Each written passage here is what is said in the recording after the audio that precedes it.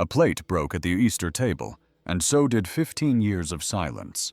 Watch how Lucia completely rewrote her life with a single "enough." The April sun warmed the streets of East Los Angeles, while the aroma of spices and cod filled the home of Doña Mercedes Mendoza. It was Easter Sunday, and like every year, the whole family gathered to celebrate. The two-story house, with its central courtyard filled with pots of geraniums and poinsettias, was filled with voices, laughter, and the running around of little ones. In the kitchen, Lucia Hernandez de Mendoza, a 35-year-old woman with black hair tied back in a ponytail and wearing a flowery apron that hid her slim figure, had been preparing cod a la Vizcaína since 6 a.m. Her hands worked with precision as she added olives, guero chiles, and bell peppers to the clay pot. "Is that cod almost ready, Lucia?" asked Doña Mercedes, peeking through the kitchen door. "Everyone is arriving, and Javier says he's very hungry." Lucia felt a twinge in her stomach when she heard her husband's name. She took a deep breath and replied with a forced smile. "Yes, Doña Meche. It will be perfect in 15 minutes. The potatoes are almost done." The Mendoza family was respected in the neighborhood. Don Hector, the late patriarch, had been a prosperous merchant, and his eldest son, Javier, 40, had inherited not only the business but also the respect of the community. He was tall, strongly built, with a well-trimmed mustache, and always impeccably dressed in designer shirts. He knew how to talk, he knew how to smile, he knew how to win people over. "Here comes my favorite brother-in-law," exclaimed Raúl, Lucia's younger brother. When Javier entered the patio, he brought a bottle of aged tequila and gave everyone hugs and pats on the back. "How are you, family? Happy Easter, everyone." His voice resonated with that jovial and confident tone he used in public. From the kitchen, Lucia heard him, and her hands trembled slightly as she chopped the parsley. 15 years of marriage had taught her to distinguish between the public and private Javier. She knew that cheerful voice, but she also knew the other one, the one that emerged when the doors closed. Aunt Lucy, little Sophia, her 7-year-old niece, came running into the kitchen. "Can I help you set the table?" Lucia hugged the girl, mentally grateful for the interruption of her dark thoughts. "Of course, sweetheart. Look, you carry the napkins and I'll carry the dishes." At 1 p.m., the long rectangular table in the courtyard was ready. Tablecloths embroidered by Grandma Mercedes, blue Talavera tableware, crystal glasses, and a centerpiece of white lilies. 20 people took their seats while Lucia and her sister-in-law, Ana, brought in the steaming trays. "This smells delicious, Lucia," commented Aunt Dolores, an elderly woman with white hair and elegant gestures. Javier sat at the head of the table, as befitted the eldest son. Lucia placed the main course in front of him, the cod a la Vizcaína that she had prepared with such care. For a moment, their eyes met. She knew what was coming. She had seen it so many times before. With a theatrical gesture, Javier picked up his fork and took the first bite. His expression changed imperceptibly to others, but not to Lucia. She knew every nuance of that face. "It's interesting," Javier said with a tense smile. "Although I think last year's was better, don't you think?" "My dear, this one is a little dry." An uncomfortable silence fell over the table. Aunt Carmen tried to break it, saying, "I think it's delicious." But Javier took another bite and chewed it slowly like a professional critic. "No, it's definitely missing something. You didn't struggle with the recipe this year, Lucia." Lucia felt all eyes on her. "I made it the same way I always do," she replied quietly. "Well, it doesn't seem that way," Javier insisted, now in a harsher tone. "Maybe you were distracted by those TV shows you watch so much." The nervous laughter of some of the diners tried to lighten the mood, but Lucia felt the lump in her throat grow. She had been cooking the same dish for Easter for 17 years, and he always found something to criticize. Something small, something subtle, something that went unnoticed by the others. But she knew it was just the beginning. "It's delicious, Mom," said Diego, her 12-year-old son, as if trying to defend her. Javier looked at the boy sternly. "When you grow up, you'll understand flavors, son. Your mother knows I'm right. Don't you, Lucia?" Before she could answer, Javier stood up abruptly. His chair scraped against the terracotta floor, and without warning, he threw the plate on the floor. The ceramic shattered, splattering red sauce like tiny drops of blood on the floor. "I'm fed up," he shouted, completely losing his composure. "Year after year, it's the same thing. You can't do one thing right." The silence that followed was absolute. The children stopped moving. The adults were paralyzed with their forks halfway to their mouths. No one was breathing. And then Javier did something he had never done in public before. If you were experiencing this moment, what would you do? Leave a single word in the comments. "I'm with you." He raised his hand toward Lucia. Time seemed to stand still in the Mendoza courtyard. Javier's hand was suspended in the air inches from Lucia's face. His eyes, filled with a fury he could no longer hide, pierced her like daggers. "Don't you dare!" The firm voice of Doña Mercedes, the 73-year-old matriarch, cut through the silence like a knife. She had risen from her chair with surprising agility for her age. "Not in this house, Javier. Not here." Javier's face contorted into a grimace of contained rage. He slowly lowered his arm, but his posture remained threatening. "So now it turns out that everyone is against me?" he asked in a venomous tone. "Doesn't anyone see what I have to put up with day after day? Doesn't anyone see that this woman is useless?" The children began to cry. Laura, Lucia, and Javier's 10-year-old daughter ran to her grandmother Mercedes, while Diego stood frozen next to his mother.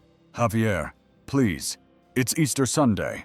Lucia's brother Raúl tried to mediate, standing up.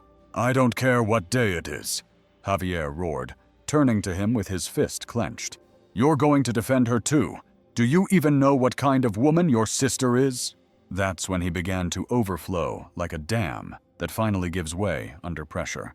The words he had always kept for intimate moments, for when no one else could hear them, began to pour out in public. "Do you know that she spends hours on the phone with her friends when she should be cleaning the house? Do you know that last week she burned my shirts because she was distracted watching her soap operas?" With each accusation, Javier's voice rose higher, and his index finger pointed accusingly at Lucia, who stood staring at the floor, trying to hold back her tears. "And she still has the nerve to buy clothes she doesn't need with my money, because everything they have, everything they eat, is thanks to me." Ana, Raúl's wife, got up and started gathering the younger children. "Let's go upstairs to play," she said in a trembling voice, trying to get them away from the scene. But Javier didn't stop. Every secret, every humiliation he had inflicted in the privacy of their home now came to light in the form of twisted accusations. "Ask her why she doesn't continue working as a teacher. He's told you, hasn't he? Because she had an affair with another teacher. Because I saw her texting him." Lucia looked up for the first time. Her brown eyes, always sweet and resigned, now reflected something different, a spark of indignation that she had never before allowed to grow. "That's a lie, and you know it," she said in a firm but low voice. "I quit because you forced me to." The response seemed to enrage Javier even more. He approached her and slammed both hands on the table. "I forced you because you weren't even good at that, just like you're not good as a mother, or a wife, or anything." Raúl tried to restrain his brother-in-law, but Javier pushed him away, causing him to stumble into a chair. "And you stay out of this. This is my family, my house, my wife. You have no say here." That's when something unexpected happened. Lucia, who had always kept her head down, who had always accepted humiliation with resignation, took a step forward. She didn't say a single word, but she spoke with such force that everyone looked at her. "No, Javier. Enough is enough." The silence that followed was tense.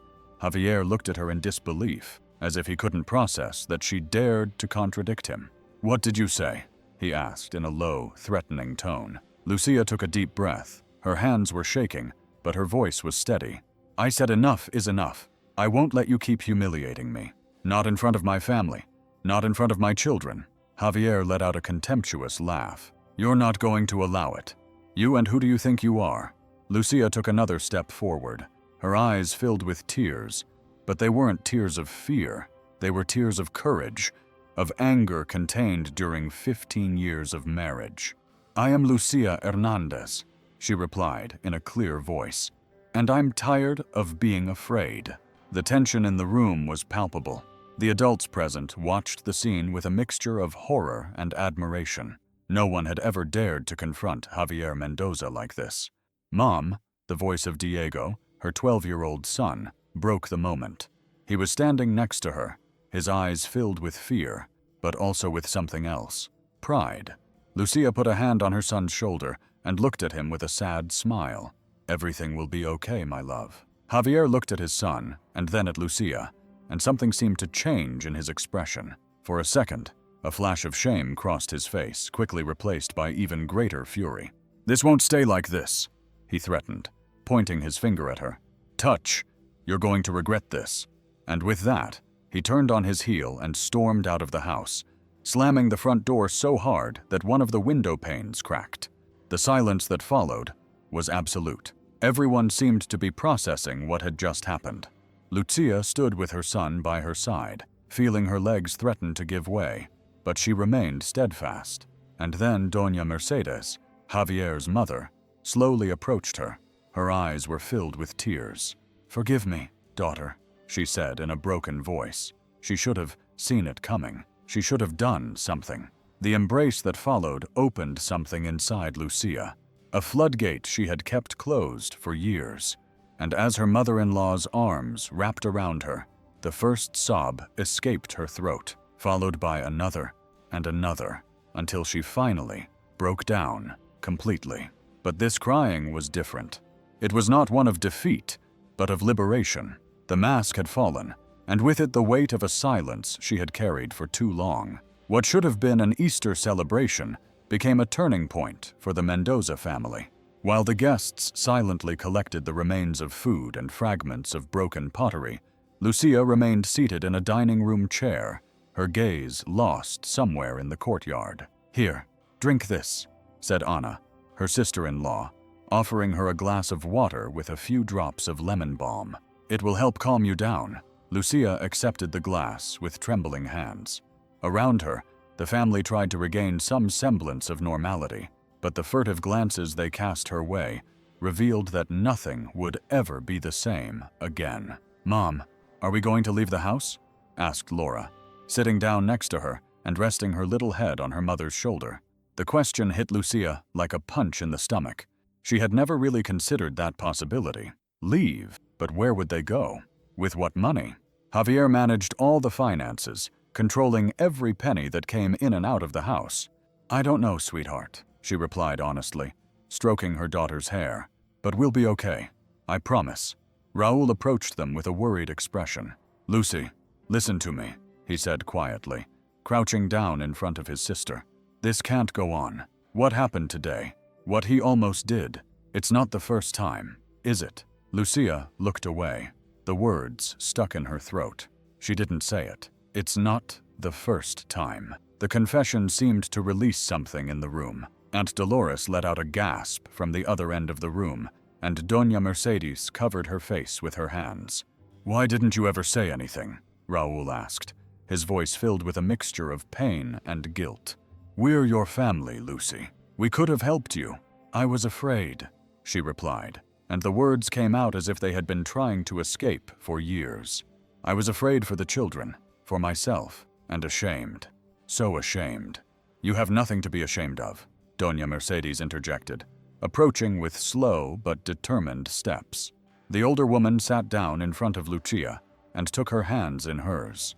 Her eyes, tired from the years but full of painful wisdom, looked directly into her daughter-in-law's. "I do have something to be ashamed of," the old woman continued, "because I saw the signs. I recognized them because her voice broke, because they were the same ones I experienced with Hector." The revelation fell like a bomb in the room. The respected patriarch of the Mendoza family, Don Hector, always remembered as an exemplary man in the community, a successful businessman, a loving father. "Mom," Ana approached her mother-in-law in surprise. "It's true," said the old woman, wiping away a tear. "Hector was two people, the one everyone saw and admired, and the one I knew when the doors were closed. And when I saw Javier starting to behave the same way, I told myself it was normal, that that's how men are." Doña Mercedes squeezed Lucia's hands tighter. "But it's not normal, my dear. It's not right. And today, When he raised his hand against you, I saw my life reflected in yours, and I couldn't bear it, music anymore. The silence that followed was charged with emotion, pain, guilt, anger, but also something Lucia hadn't felt in a long time. Understanding. She wasn't alone. She wasn't the only one. She wasn't crazy. "What are we going to do?" asked Diego, who had been listening silently. At 12 years old, the boy showed a maturity beyond his years, forced by circumstances.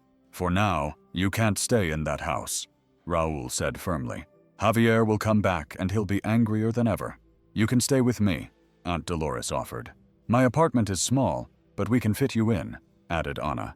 "We have a spare guest room." Lucia looked around, overwhelmed by the support she never thought possible.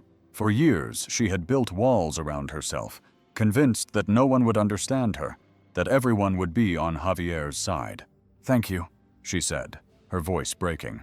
"But I think I need to think. I need a plan." That's when her phone rang. Everyone jumped.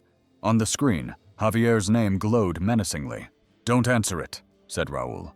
But Lucia had already picked up the phone. "Where are you?" Javier's voice sounded cold, controlled. It was worse than when he yelled. "I'll pick you and the kids up in half an hour. I hope you're done with this little act." Lucia looked at her family, who watched her expectantly. For a second, she felt the familiar urge to give in, to accept, to follow the same pattern as always.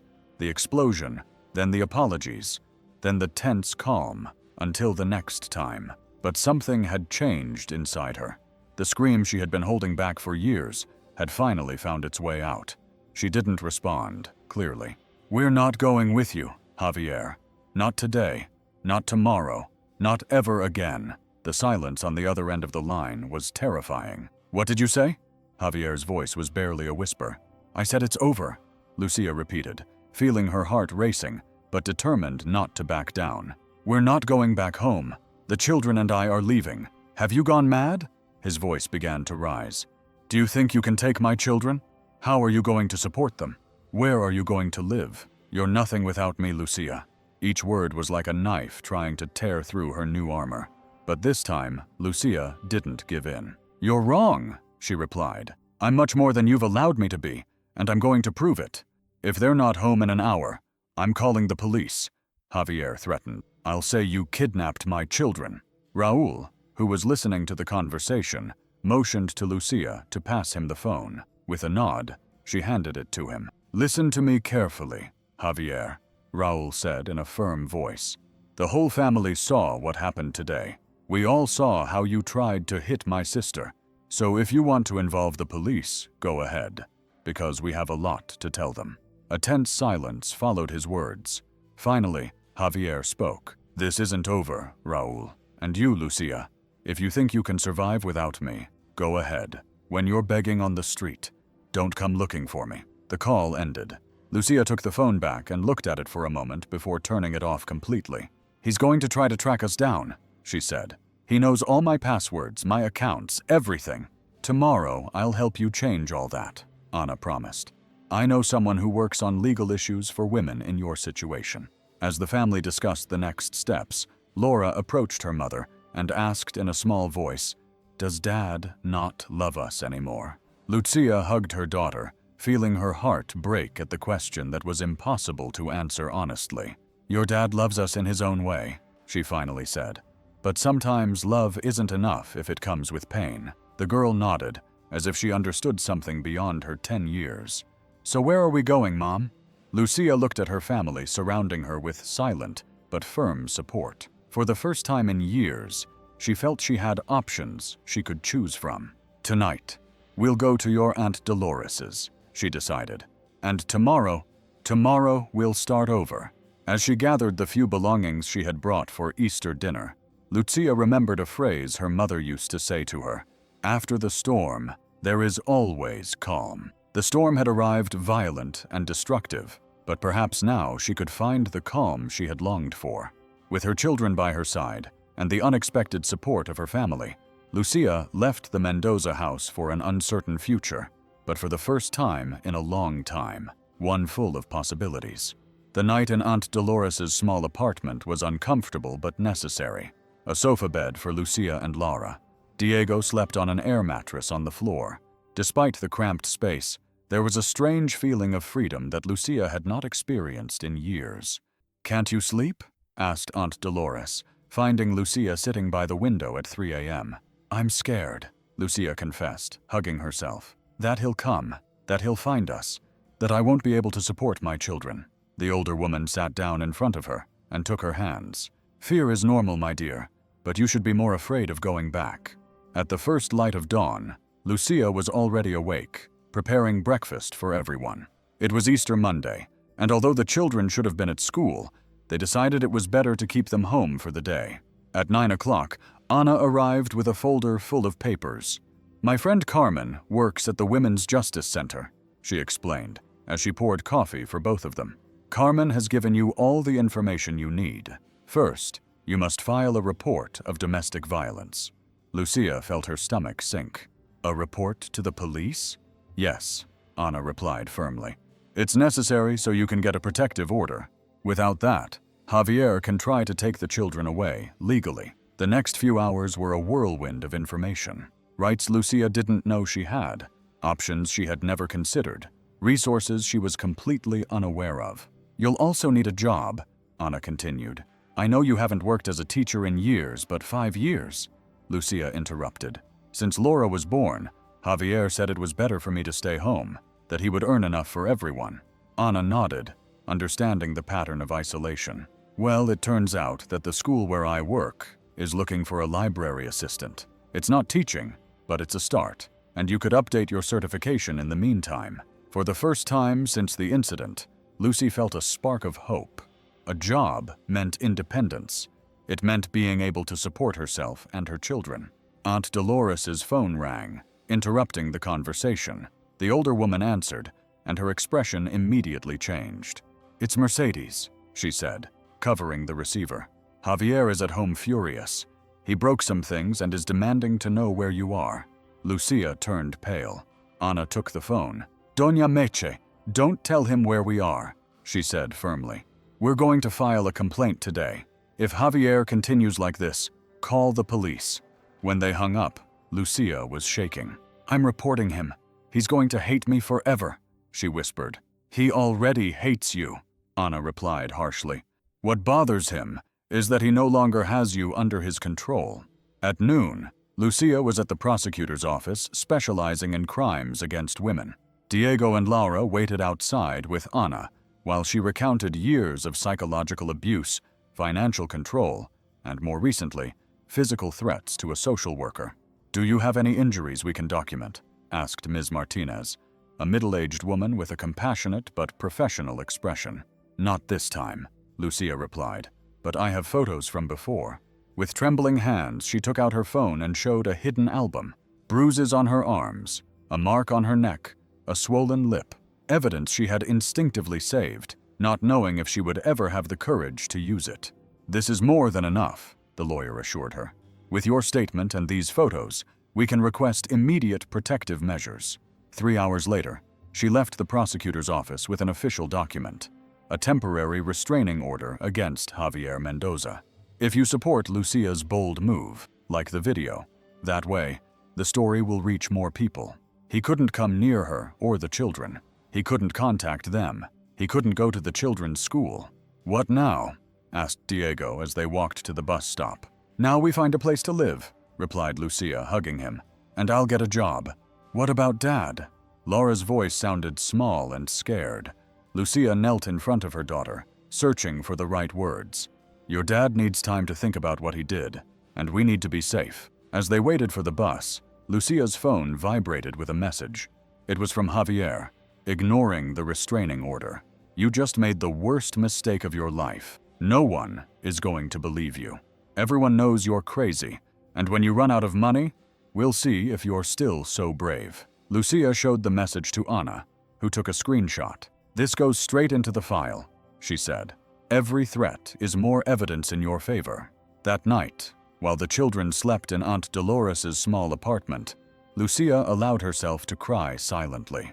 Not for Javier, not for what she had lost, but for the time wasted, for the years living in fear, for the person she had become. Someone small, scared, always complacent. "Mom," Diego's voice startled her.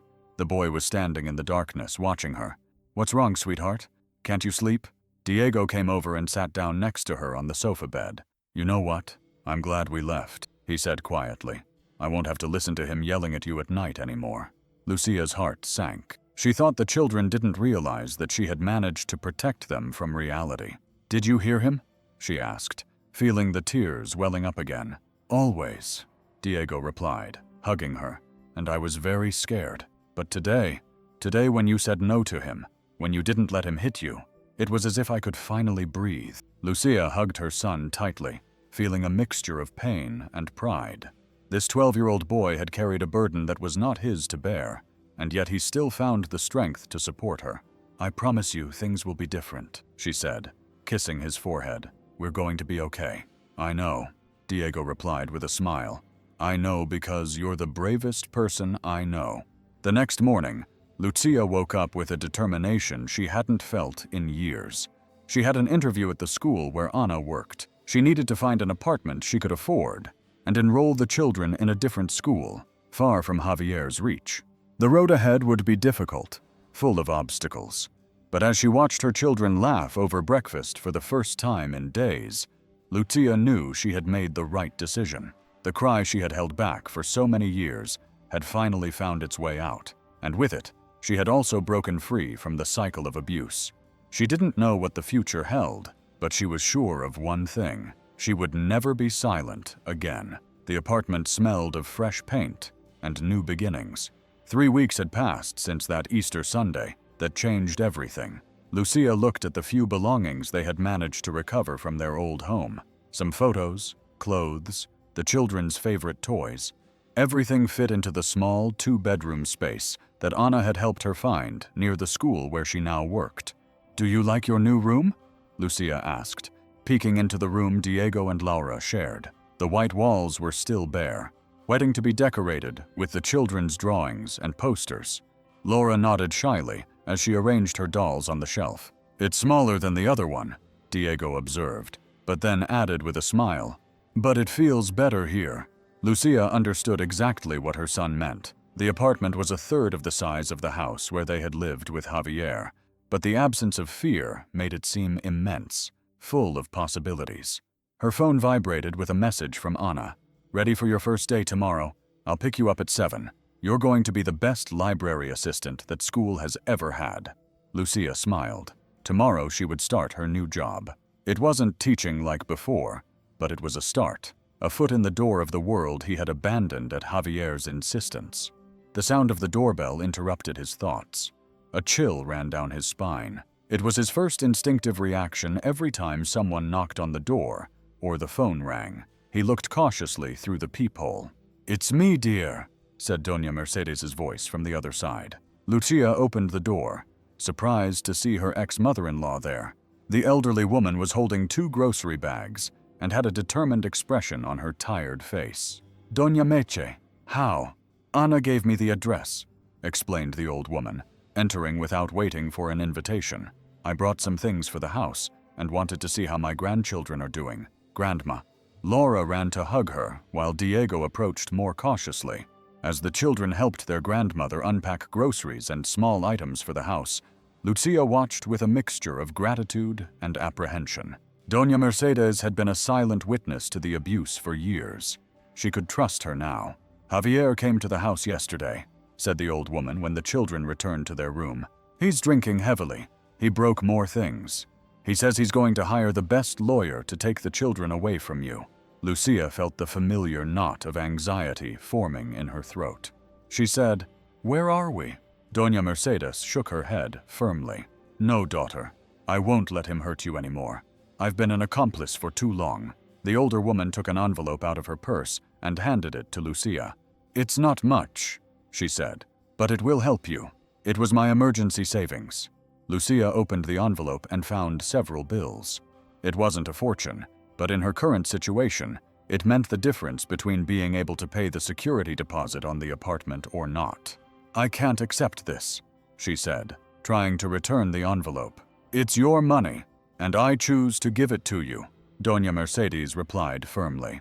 "Consider it my way of apologizing for all these years." That night, after putting the children to bed, Lucia received a call from Raúl.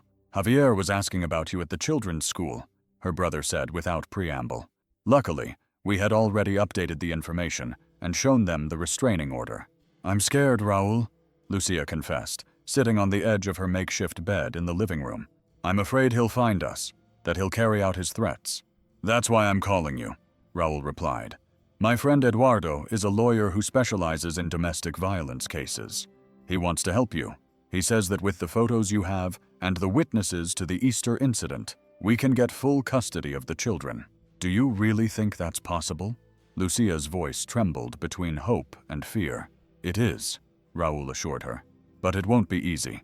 Javier has money and connections. He's going to try to paint you as an unstable woman, as someone who can't support herself. That's what he always told me," Lucia murmured. "That without him I was nobody, that no one would believe me. But he was wrong," Raúl replied firmly. "You have the whole family on your side. You have evidence, and now you have a job. You're building the life you deserve, Lucy." When she hung up, Lucia found herself staring at her reflection in the small window in the living room. The face staring back at her was the same as always, but there was something different in her eyes. A determination that hadn't been there before. A glimpse of the woman she had once been and was now slowly rediscovering. Her phone vibrated again, an unknown number. Her heart racing, she decided to answer. "Lucia." A vaguely familiar female voice sounded on the other end. "This is Patricia, Carlos's wife, Javier's cousin." Lucia tensed. Javier's extended family had always been distant, but loyal to him. "Patricia, I'm not." "Let me speak first," the woman interrupted. "I heard what happened. Javier has been telling everyone that you're crazy, that you made it all up, that you want to take the children away from him." There it was. The smear campaign Raúl had anticipated. "But I don't believe it," Patricia continued to Lucia's surprise. "Because Carlos is the same. Nobody knows or pretends not to know. But I also live in fear. And when I found out what you did, that you had the courage to leave, I wanted to talk to you." Lucia sat down, feeling her legs lose strength. Another woman, another similar story. Suddenly she realized that perhaps she was not as alone as she had believed. "I'm attending a support group," Patricia continued. "Women who have been through the same thing. They are weekly meetings at the East Los Angeles Community Center. I'd like you to come." "I don't know if I'm ready," Lucia confessed. "I'm just processing all this." "I understand," Patricia replied gently. "But when you are, we'll be there. You don't have to go through this alone." When she hung up, Lucia felt a mixture of emotions. Fear of what Javier might do, anxiety about the uncertain future, but also a growing sense of solidarity. There were others like her, women who understood that they had walked the same path. She lay down on the sofa bed, staring at the unfamiliar ceiling of her new home. Tomorrow would be her first day at work, the first step in her new life. The road would be long and difficult, but she was no longer alone on it. And for the first time in years, Lucia fell asleep without fear of what the night might bring. The East Los Angeles Community Center was a modest 2-story building with sun-faded yellow walls and a small garden where a few women were chatting quietly. Lucia paused at the entrance, feeling the courage she had mustered throughout the day begin to evaporate. "Are you sure you want to do this?" asked Anna, who had accompanied her there after work. 2 months had passed since that Easter Sunday. 2 months of small victories and great challenges. Lucia had been working as a library assistant at the Benito Juarez Elementary School for 6 weeks now, earning a modest salary, but one that, combined with the alimony that the judge had forced Javier to pay after multiple evasions, allowed them to stay afloat. "I need to do this," Lucia replied, adjusting the strap of her worn bag over her shoulder. "I can't keep having these nightmares. I can't keep jumping every time someone knocks on the door." Anna squeezed her arm, that silent gesture of support that had become customary between them. "I'll wait for you here then. The girls are with Raúl, so take your time." Lucia nodded, and, taking a deep breath, walked through the door of the center. A discreet sign read, "Renaker Support Group, Room 3. subscribe, and turn on notifications to avoid missing similar true stories. She followed the directions until she found a room where 10 women of various ages were sitting in a circle. Patricia, Javier's cousin's wife, saw her come in and immediately approached her. "You came?" she said with a warm smile. "I'm so glad. I'm still not sure I belong here," Lucia confessed in a low voice. Patricia gently took her by the arm and guided her into the circle. "Each of us said exactly the same thing the first time," she replied. "Come, I want to introduce you to someone special." In the center of the circle, a woman in her 50s was organizing some papers. She had graying hair pulled back in a simple bun and a serene expression that conveyed immediate confidence. "Maestra Carmen, this is Lucia, the friend I told you about," said Patricia. The older woman looked up and smiled. "Welcome, Lucia. I'm Carmen Fuentes, the group coordinator, but everyone here calls me Maestra out of habit." There was something in her voice, in the way she looked at her without judgment, that made Lucia feel instantly comfortable. "Thank you for welcoming me," she replied, sitting down in the empty chair offered to her.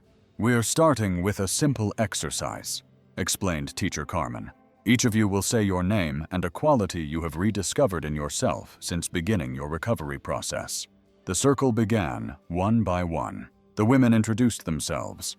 "I'm Marisol, and I rediscovered my ability to make decisions. I'm Teresa, and I rediscovered that I can laugh without fear. I'm Elena, and I rediscovered that I'm stronger than I thought." When it was her turn, Lucia felt a lump in her throat. "I'm Lucia, and I'm still looking for something to rediscover," she finally admitted, far from the reproachful looks she feared. She received understanding smiles. "That's perfectly valid," said Teacher Carmen. "Rediscovery is a process, not a destination." For the next 2 hours, Lucia listened to stories that made her skin crawl because they were so similar to her own. Women from different backgrounds, ages, and circumstances, but united by a common experience: abuse, fear, and now the difficult road to recovery. "Many believe that the hardest part is leaving," said a woman named Guadalupe, who had been separated from her abuser for 3 years. "But in reality, the hardest part comes after, when you have to rebuild yourself from scratch." Lucia felt each word resonate within her. "My ex-husband keeps telling everyone that I'm crazy," she shared, "that I made it all up. And there are days when I almost believe him, when I wonder if I exaggerated, if maybe it wasn't so bad." "That's called gaslighting," said Teacher Carmen. "It's a form of manipulation that makes you doubt your own perception of reality. It's normal to question yourself, but remember, if you felt afraid, if you felt trapped, if you lost your voice, then it was real."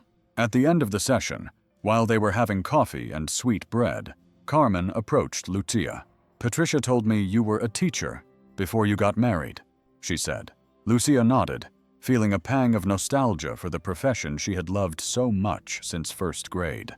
"But I stopped teaching 5 years ago when my daughter was born. You know, we're starting an educational program here at the center," Carmen continued. "Literacy classes for women who have had to leave school. We need volunteers with teaching experience." Lucia looked at her in surprise. "I don't know if I'm ready to teach again," she confessed. "And my current situation.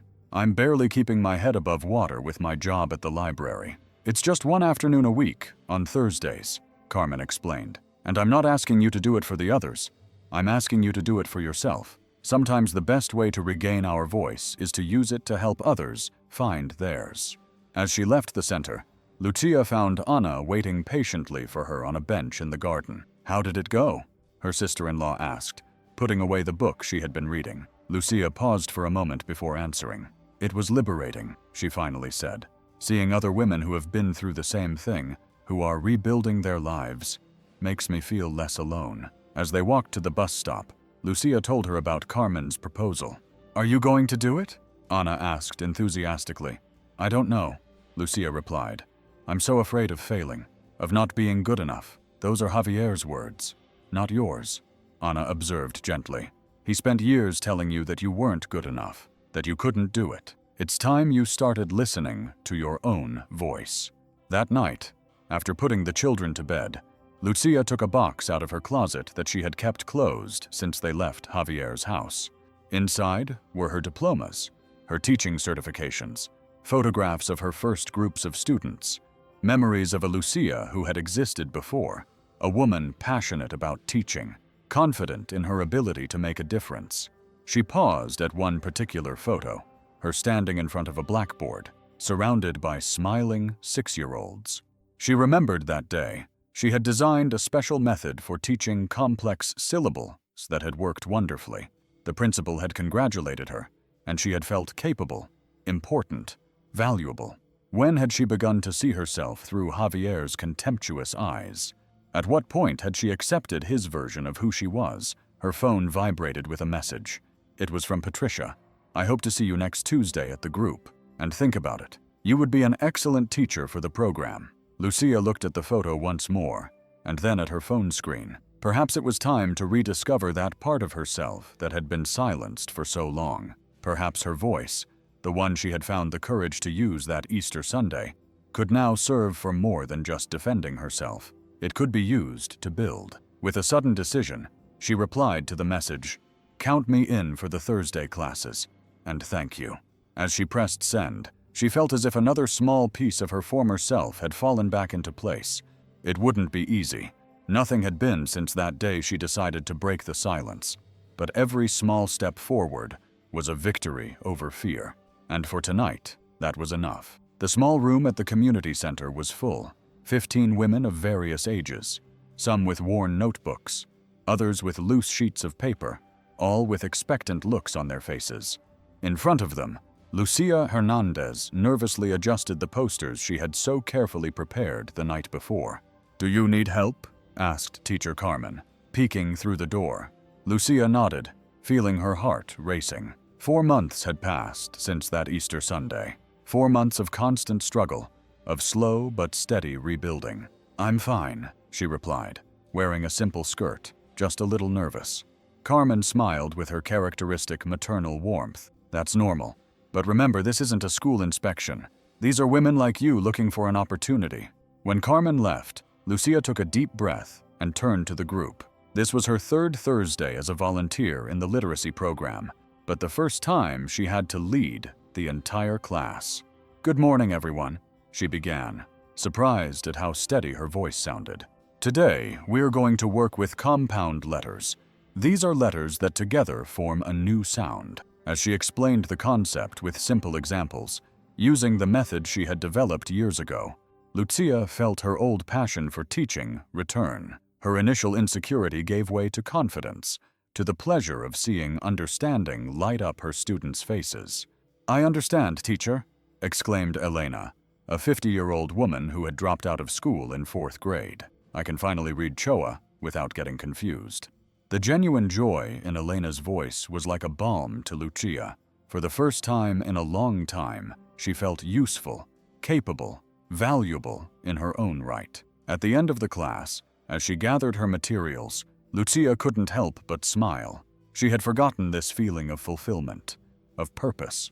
"You're very good at this," commented Guadalupe, one of the women in the support group who also attended the literacy classes. "You can tell you were born to teach." "Thank you," Lucia replied, feeling a flush of pride on her cheeks. "I missed it more than I thought I would." "You should go back to your career," Guadalupe suggested. "My sister works at a school in Tlalpan. They're looking for teachers for the next school year." Lucia felt a flutter of hope in her chest, but then reality hit her. "My certification is expired," she explained. "I would have to update it, and with 2 jobs and the kids, we always make excuses not to pursue our dreams." Guadalupe interrupted gently. "We get so used to telling ourselves we can't do it that we end up believing it." The words echoed in Lucia's mind all the way home. On the bus, as she looked out the window at the familiar streets of East Los Angeles, she thought about how her life had changed in recent months. From being a woman trapped in a gilded cage, controlled by fear and dependence, she was now someone who made her own decisions, paid her own bills, and was building her own future, but she was dreaming big enough. When she arrived at the small apartment, she found Diego doing his homework at the kitchen table while Laura drew beside him. "Mommy," the little girl exclaimed, running to hug her. "Look what I did at school." Laura showed her a colorful drawing, a female figure with a big smile surrounded by books. "Is that you?" Lucia asked, moved. "Yes," Laura replied. "The teacher asked us to draw our favorite hero. I drew you." Lucia felt tears welling up in her eyes. She hugged her daughter tightly, amazed that despite all the trauma and the sudden change in their lives, her children seemed to be thriving. "I got an A in math," Diego announced, proudly showing her his notebook. "Hey, Mr. Raul says that if I keep this up, they'll give me a scholarship for the robotics workshop." "That's wonderful, sweetheart," said Lucia, kissing her son's forehead. "I'm very proud of you." After dinner, when the children were asleep, Lucia opened her laptop. It was an old model that Raul had given her, but it worked for basic tasks. She searched for information on how to update her teaching certification and the requirements to apply for positions in public schools. "It's not impossible," she murmured to herself as she took notes. It would take time, effort, and some financial sacrifices, but it was feasible. She could do it in a year, maybe less if she worked hard. Her phone rang, interrupting her plans. It was an unknown number. She felt the familiar chill of fear, but forced herself to answer. "Lucia Hernandez?" asked a female voice. "Yes, she's speaking. I'm Mariana Velasco from the Voces Libres collective. Teacher Carmen from the community center gave me your contact information." Lucia frowned, confused. "We are a group of activists working to raise awareness and prevent domestic violence," Mariana continued. "We are organizing a forum at the Autonomous Metropolitan University next month, and Carmen told us about your case, about your courage." "I don't understand," Lucia interrupted. "What does that have to do with me?" "We want to invite you to share your testimony," Mariana explained. "It would be completely anonymous if you prefer, but your story, having broken the silence at such a symbolic moment as a family gathering at Easter, could help many women who are going through the same thing." Lucia felt a lump in her throat. Speaking publicly, exposing her pain, her shame, her struggle. "I don't think I can," she finally replied. "I'm sorry. I understand," Mariana said kindly. "It's a very personal decision, but if you change your mind, or if you prefer to participate in another way, the invitation still stands." When she hung up, Lucia stared at the phone. How had she gone from being the silenced woman, the hidden victim, to someone whose story could inspire others? Her reflection in the dark screen of the laptop stared back at her. She was no longer the same person she had been 6 months ago. The change was not only in her external circumstances, her new home, her job, her financial independence, but in something deeper, more essential. She opened a blank document and began to write, not for the university forum, not for an unknown audience, but for herself. Words flowed like a long river, time contained. "My name is Lucia Hernandez, and for 15 years I lived in silence. This is my cry." The words kept flowing, page after page, until the sky began to clear. For the first time in her memory, Lucia felt whole. Not perfect, not free of scars, but whole, owner of her story, her voice, her truth, and maybe, just maybe, that truth deserved to be shared. The auditorium at the Autonomous Metropolitan University was almost full. Students, professors, and attendees filled the rows of red seats, while on stage, 4 women sat at a long table with microphones and bottles of water. Lucia, sitting in the front row, felt her heart pounding in her chest. 6 months had passed since that Easter Sunday that had marked a turning point in her life. 6 months of rebuilding, of discoveries, of small and big victories. "Are you nervous?" asked Anna, sitting next to her. "Scared," Lucia confessed with a trembling smile. "But it's no longer a fear that paralyzes me." On stage, Mariana Velasco from the Voces Libres collective approached the microphone. "Welcome to the Forum Breaking Silences, Voices Against Domestic Violence. Today, we will share testimonies from brave women who have found the strength to leave abusive relationships and rebuild their lives." The lights dimmed, and a text appeared on the giant screen behind the table that Lucia recognized immediately. They were her words, the text she had written that sleepless night. "My name is Lucia Hernandez, and for 15 years I lived in silence. This is my cry. a recorded voice, her own, but modified to protect her identity. She began to read the testimony as symbolic images appeared on the screen. Closed doors, cracks in walls, windows opening to the light. Lucia felt Anna's hand squeeze hers. On her other side, her brother Raoul put his arm around her. They had all come, her blood family and the new family she had found in recent months, all except the children, who were safe with Doña Mercedes. When the video ended, the applause was deafening. Some people were crying openly. Others nodded with expressions of recognition. Luke sensed something strange in the atmosphere. Her pain had become a bridge, her experience transformed into light for others. The testimony we have just heard, Mariana continued, belongs to a woman who is with us today. For reasons of safety and privacy, we will preserve her anonymity, but she is here listening to the impact of her courage. More applause. Lucia looked down, overwhelmed by emotion. She never imagined that her words, the ones she had kept sealed for so long, could resonate so deeply with other people. The forum continued with expert analysis, alarming statistics on domestic violence in Mexico, and resources available to victims. Lucia listened attentively, amazed at how much she had learned in recent months, at how her own experience was part of a much broader, systemic pattern rooted in society. At the end, as people began to leave, Mariana approached Lucia. "Several women have asked me how to contact the author of the testimony," she said quietly. "They say they identified completely with it, that it gave them hope." Lucia felt a chill. "Did you tell them who I am?" "Of course not," Mariana replied firmly. "Your anonymity is protected, but we have received requests to publish your text on our blog, and I wanted to check with you. Publish it with my name. Not necessarily. We could use a pseudonym.